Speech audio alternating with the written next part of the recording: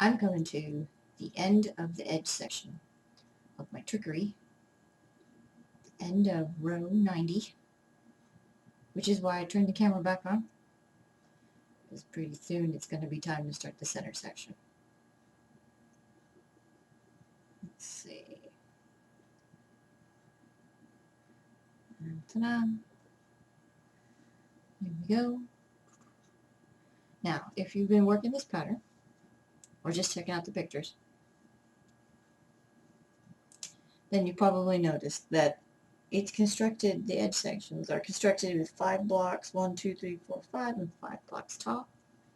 So once you've made a 5 by 5, you're ready to start the center. Now, I want to put, like I mentioned in the last video, I want to put aside enough yarn at this point, mentally put it aside for the second edge section, and then I will have everything else I know I can use that much yarn for my center section. I do want this thing to be as long as possible. So I weighed them ahead of time, and I'm going to weigh them now that I'm done with the first edge. Yeah. And I have this extremely accurate kitchen scale.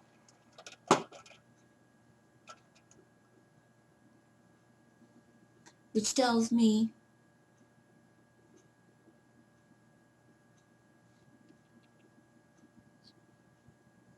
that I've used about 20 grams of one color, 20 grams of each color. And I need to set at least 20 grams aside when I'm ready to finish. Probably 22. You know, they say to always build in an extra 10% because you never know. So, put that back in my little yarn bowl. Ta-da! You know, I am addicted to yarn bowls. My friend gave me this one. Ta-da! You can give me more. I can always use another yarn bowl. Now, what I want you to do is cut one of the 2 strands. Cut color B. Don't cut color A. Color A, the one that you cast on with, don't cut that one. Leave enough to sew in, of course. And now we're ready to begin the center section. The center section has 2 setup rows and then 4 rows on repeat. Starting with color A. Do your 2 setup rows. Through the center section, the rows are not the full width of the stole. These rows from now on are only, I think it's 50 stitches, but I better check. Yep, 50 stitches. So I'm going to work according to the pattern. I'm doing setup row 1. You're looking at the wrong side because I'm looking at the right side. I'll work my 50 rows. While I do that, I'm going to see if I can't talk and knit. I've been staying on track with my trickery. Aren't you proud? I've gotten my daily knitting goal done every single day. And you know why? You know why? Because of Bluebell. Because of Bluebell ice cream. I'm coming up on what for me is my second stitch marker. I have one to mark the edge section, the garter stitch edge, and then I have one that happens after 20 stitches. You're not going to need that, at least not to get back to the second edge. I'm taking that one out. Can leave it in, of course. That's Bluebell ice cream, which I talked about yesterday. And it was very timely. It was, you know, it was perfect. I'm glad that they got the Bluebell out in time to work with, you know, what's going on in my personal life, because that's what's most important. And here's why. If I got all this week, if I got my daily knitting goal accomplished, I gave myself a treat. I got to have ice cream before bedtime. but only if I made my knitting goal for the day. Guess what? I made my knitting goal every single day. Because ice cream. Now, I know that's pretty common, right? That's very common, right? Give yourself little bribes, little treats to keep yourself on track, to keep yourself going. We all need a treat. We all need our individual brand of a doggy biscuit to make sure that we do what we're supposed to do, right? So I've worked across the first 50 rows in glut A, which leaves me 35 stitches left on the needle and doing more of them for now. Stop. Turn. Looking at the wrong side of the work and following the pattern. Knit back to where you began the last row. Okay.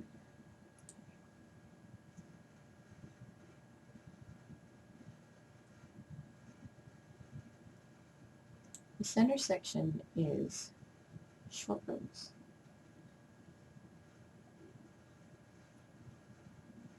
Short rows with slip stitch color.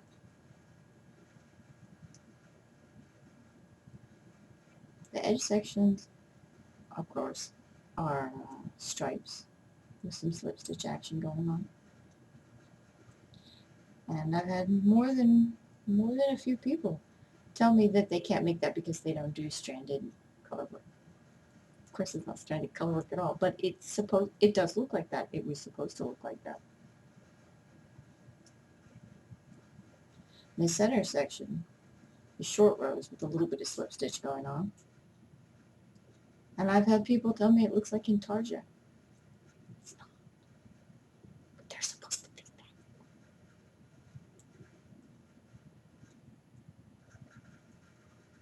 Really, the whole thing is just stripes.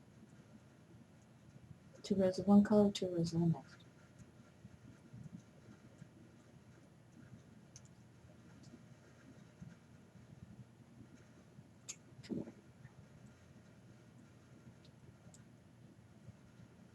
And I hope you've been having fun. I've gotten some really good feedback from people that are knitting it. I know 5 knitters that are working on this in real life. They're all trying to keep very low profile. Well, except for the one. Most of them are trying to get very low profiles and not let you know who they really are. And then I know several people from my Google Plus circles that are working on it. And hopefully 1 or 2 that are regular readers here on the blog that will jump in, keep me company. The reaction has been very good. It's been very positive. Can't tell you how nerve-wracking it is to publish a pattern. Oof, even if it's a free pattern. Man, the first time I published a pattern, I was so scared. I was so nervous. I was absolutely sure that there was this big, giant, glaring mistake in the middle of it that I, of course, couldn't see, no matter how hard I tried. But everyone else would be able to see it just as soon as I hit publish. And it would be this enormous, unforgivable mistake that I would never live down. That didn't happen. But I do have that fear every time I publish a pattern. So far, so good.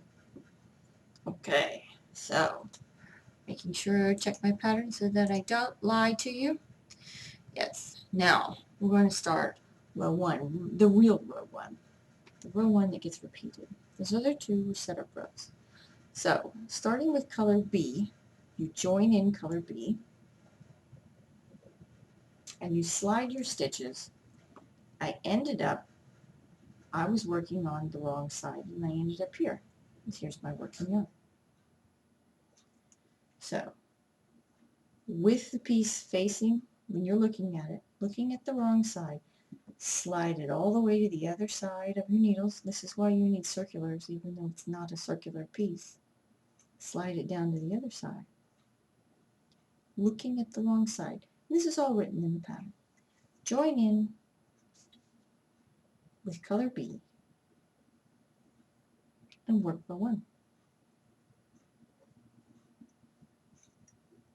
If you've ever made I-cord with a double pointed needle.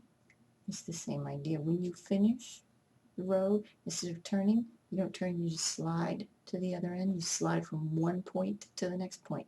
This is the same thing. So notice that if you're seeing the right side, it means that I'm looking at the wrong side. And I've joined in the color B. And I'm going to work according to pattern. 50 stitches.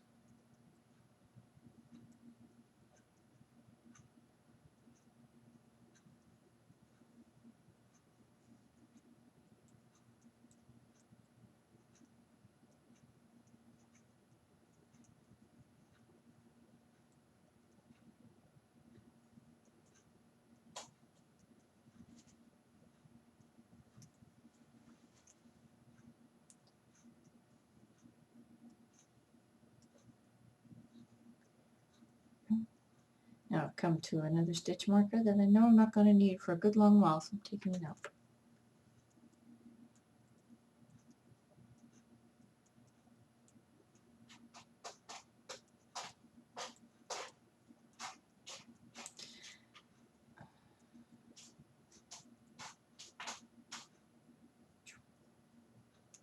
There we go. Now I'm going to move a little closer and hold it up so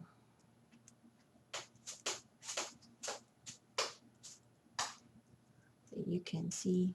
Sorry, that's the cats you hear playing around in their cardboard. That's Carol the boy cat that you can probably hear. I'll check when I play this back, but I bet you can hear him in the background playing around in his cardboard box.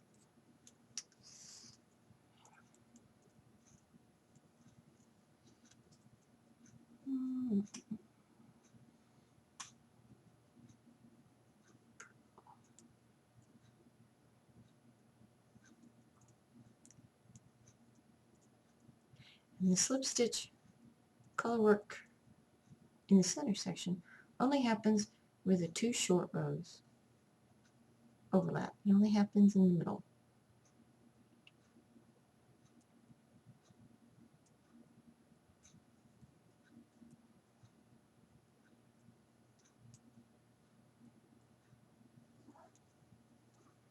I have my pattern right here. 2, 4. Of course the cats are going to start playing around with every single little thing as soon as I start this video, and since I'm doing this in real time and I've already cut my yarn and I've started and I can't go back, this is a one take sort of thing. So of course they're going to make a lot of noise in the background.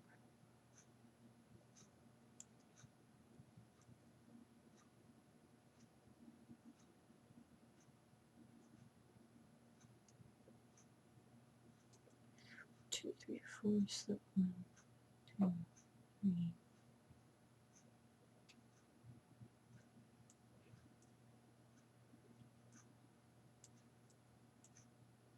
Okay.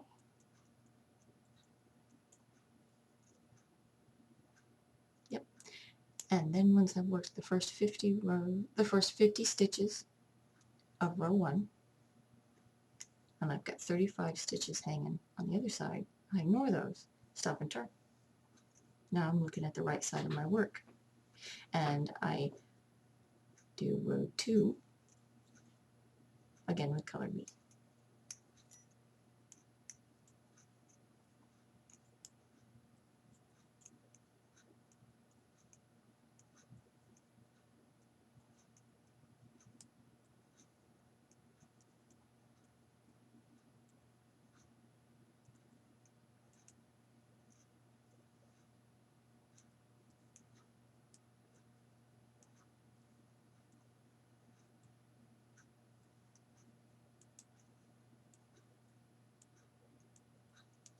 There we go.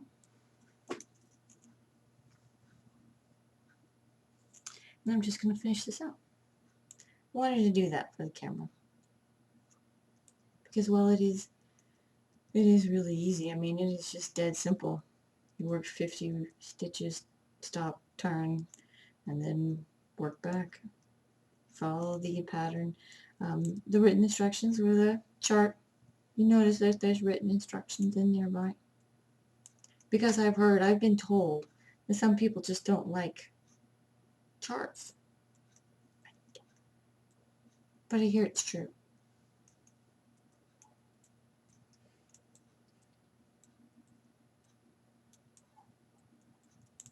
Just remember that through the center section, you're going to do 2 rows, 2 short rows with one color, and then drop that yarn, slide all the stitches over to the other end of your circular needle, and work with the other color. 50 stitches, turn 50 stitches, drop that color, slide the whole thing over to the other end of the needles, and pick up and work 50 and then 50, drop and slide back, and on and on.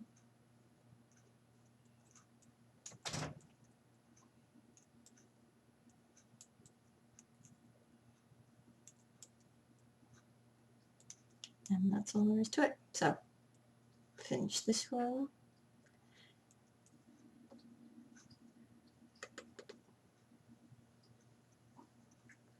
Which there's not much to look at, I know.